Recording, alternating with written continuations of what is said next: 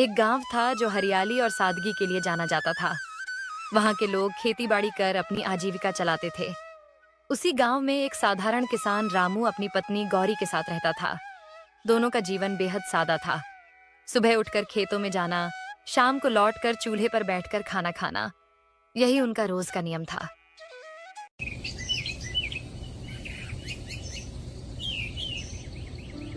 गौरी रोज सुबह जल्दी उठती और रामू के लिए खाना तैयार करती।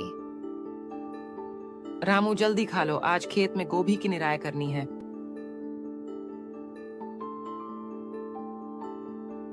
हाँ गौरी, मौसम कुछ बदल रहा है। कई दिन हो गए बारिश नहीं आई। भगवान करे जल्दी बारिश हो जाए, फसल की हालत देखकर मन डर जाता है। गांव में धीरे धीरे सूखा पड़ने लगा। बादल आते लेकिन बरसते नहीं।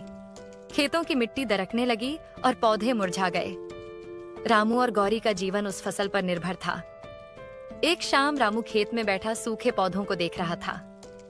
रामू, अब क्या करेंगे? कुआं तो है नहीं, बारिश भी नहीं हो रही। अगर ऐसे ही रहा तो सब खत्म हो जाएगा। कर्ज भी चुकाना है और फसल भी जल रही है। गौरी ने सुझाव दिया कि जमींदार के पास बड़ा कुआं है, वहां से थोड़े दिन के लिए पानी मांग लेते हैं। रामू पहले झिनका लेकिन फिर राजी हो गया। ठीक है, कल सुबह जमींदार के पास जाऊंगा, शायद मदद मिल जाए।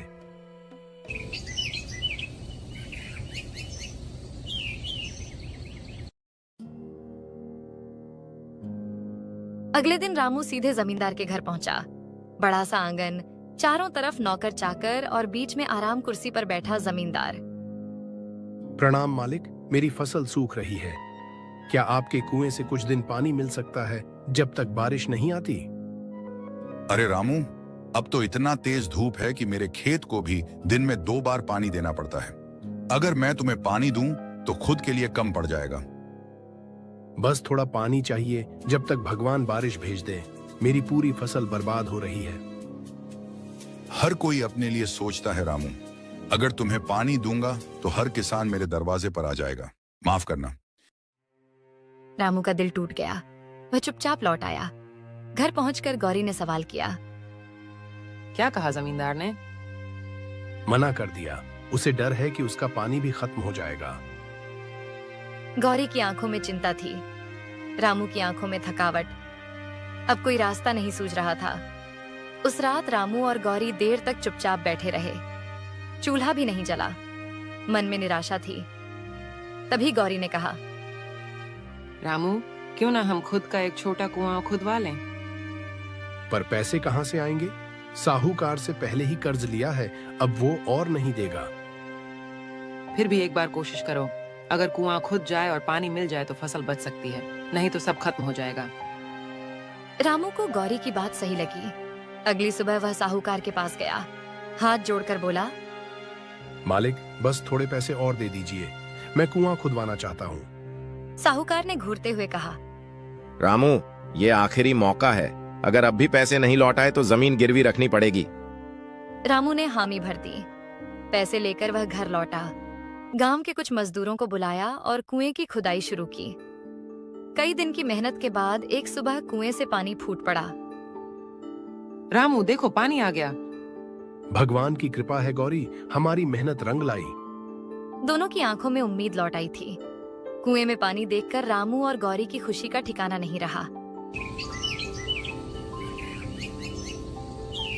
अगले दिन वे जल्दी उठे और खेत में पानी डालने पहुंचे। सुबह भर कुएं से बाल्टियां निकाल निकाल कर फसल में पानी दिया गया।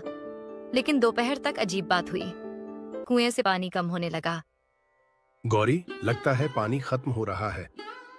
गौरी ने बाल्टी डाली लेकिन खाली निकली। रामू, पानी नहीं आ रहा, ये कैसे हो गया? अभी तो कल ही पानी आया था। लगता है कोई देवी प्रकोप है। बिना कारण पानी कैसे गायब हो सकता है? हमें किसी ज्ञानी से बात करनी चाहिए। चलो गांव के पंडित जी के पास चलते हैं। गौरी ने हामी भरी और दोनों उसी दिन पंडित जी के मंदिर पहुंचे। पंडित जी शांति से ध्यान कर रहे थे। रामू ने उन्हें प्रणाम किया और सारा हाल सुनाया। पंडित जी ने आंखें खोली और गंभीर स्वर में बोले, रामू, ये सिर्फ इस जन्म की समस्या नहीं है, ये तुम्हारे पिछले जन्म का फल है। रामू और गौरी चौंक गए। कैसा फल पंडित जी? तुम पिछले जन्म में इसी गांव के सबसे बड़े जमींदार थे। गांव में सूखा पड़ा था और तुम्हारे कुएं में पानी था। लोग आए, लेकिन तुमने किसी को पानी नहीं दिया। उसी पाप का फल अब मिल रहा है। इसका कोई उपाय नहीं है क्या? उपाय है। अब तुम्हें सेवा करनी होगी। अपने कुएं का पानी गांव के जरूरतमंदों को दो, तभी दोष कटेगा और जीवन में सुख आएगा। पंडित जी, अब एक बूंद भी किसी को नहीं रोकूंगा। हम दोनों मिलकर सबकी सेवा करेंगे। रामू और गौरी ने जैसे ही कुएं का पानी गांव के लोगों के लिए खोल दिया, लोगों का आना जाना शुरू हो गया। हर सुबह कुछ किसान पानी भरने आते, कोई बच्चों के साथ तो कोई बैलगाड़ी लेकर। अब ये कुआं सबका है भाई, जितना चाहिए उतना पानी ले जाओ। किसी को भी खाली हाथ मत लौटाना रामू, भगवान सब देख रहा है। गांव वाले खुश थे कि सूखे में उन्हें एक सहारा मिला है।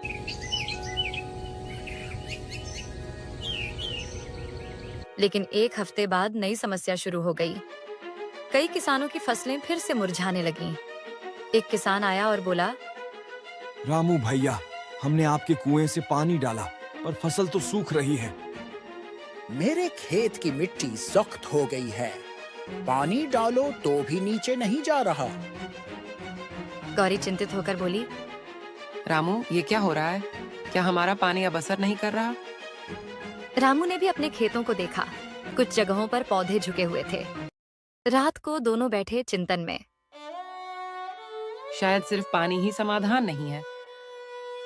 सही कह रही हो, हमें कोई दूसरा रास्ता ढूंढना होगा।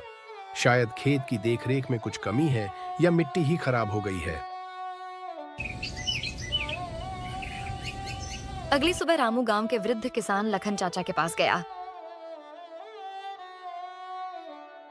चाचा, हम पानी दे रहे हैं सबको, पर फसल फिर भी नहीं बच रही। अब क्या करें? बेटा, अब खेती बदलने का समय आ गया है। सूखा बढ़ रहा है, मिट्टी की ताकत कम हो रही है। पुराने तरीके नहीं चलेंगे। रामू को अब एक नए रास्ते की तलाश थी। पानी बांटना अच्छी बात थी, पर गांव को सच में बचाना है तो कुछ बड़ा करना होगा। गांव में अब पानी तो सबको मिल रहा था, लेकिन फसलें ठीक नहीं हो रहीं। रामू और गौरी को यह बात अंदर ही अंदर खाई जा रही थी। रामू ने गांव के कुछ नौजवानों को बुलाया। हम सबको मिलकर कोई नया तरीका ढूंढना होगा। सिर्फ कुएं से पानी देने से कुछ नहीं होगा। रघु, एक पढ़ा लिखा नौजवान बोला, रामू भैया, मैंने शहर में काम किया है। वहां लोग टपक सिंचाई, ड्रिप इरिगेशन करते हैं। उससे कम पानी में ज्यादा फसल होती है। ऐसा भी होता है? कैसे करते हैं ये? नलियों से पौधों की जड़ों तक धीरे धीरे पानी पहुंचाया जाता है। न पानी बर्बाद होता है, न जमीन सूखती है। पर यह महंगा तो होगा ना? हाँ दीदी, पर सरकार इसकी मदद देती है। हमें बस मिलकर आवेदन करना होगा। रामू ने तय किया, गांव में एक बैठक बुलाई जाएगी। अगले दिन गांव की चौपाल पर सब इकट्ठा हुए। भाइयों और बहनों, अब वक्त आ गया है कि हम अपनी खेती का तरीका बदलें। हम टपक सिंचाई अपनाएंगे। इससे कम पानी में ज्यादा फसल उगाई जा सकती है। कुछ बुजुर्गों ने विरोध किया। नई चीजें हमेशा अच्छी नहीं होती। तभी लखन चाचा बोले, जो चीज चल रही है वही करनी है, तो फिर ये सूखा हर साल झेलना होगा। हम रामू के साथ हैं। धीरे धीरे सब तैयार हो गए। रामू और गांव के लोग अब योजना बनाने लगे। जमीन नापी गई, पाइपें मंगाई गईं और सबने मिलकर खुदाई शुरू की। ये सब मिलकर किए गए काम का नतीजा है। टपक सिंचाई प्रणाली लगने के कुछ हफ्तों बाद गांव की जमीन में हरियाली लौटने लगी। पौधे फिर से लहलहाने लगे। रामू और गौरी सुबह खेत में जाते और गर्व से अपनी मेहनत को देखते। रामू देखो, गोभी, बैंगन और मिर्च सब कैसे खिल गए हैं। ये सब मिलकर किए गए काम का नतीजा है। गांव वाले अब रामू को नेता की तरह मानने लगे थे। बच्चे भी उन्हें खेत में देखकर दौड़ते थे। रामू काका, अब हमें भूख नहीं लगती। माँ कहती है इस बार फसल अच्छी होगी। और तुम सबको मिठाई भी मिलेगी इस बार। रघु ने बताया कि कुछ शहर के व्यापारी गांव में सब्जियां खरीदने आना चाहते हैं। रामू ने सबको समझाया कि ये मौका है गांव को आगे बढ़ाने का। अब हम सिर्फ खेती नहीं करेंगे, हम व्यापार भी करेंगे, जिससे हर घर में खुशहाली आएगी। गांव में एक छोटा भंडारण केंद्र बनाया गया जहां सब्जियां इकट्ठी होती। व्यापारी आकर सीधे वहीं से माल ले जाते। एक दिन जमींदार भी आया। रामू, तुमने तो कमाल कर दिया। मैं भी अब अपने खेतों में ये नई तकनीक लगवाऊंगा। मालिक, अब हमें मिलकर गांव को आगे ले जाना है। अब गांव में कोई भूखा नहीं था। बच्चे स्कूल जा रहे थे, महिलाएं सब्जी बेचकर पैसे कमा रही थीं और किसान गर्व से सर उठाकर चल रहे थे। अब गांव की कहानी दूर दूर तक फैली थी।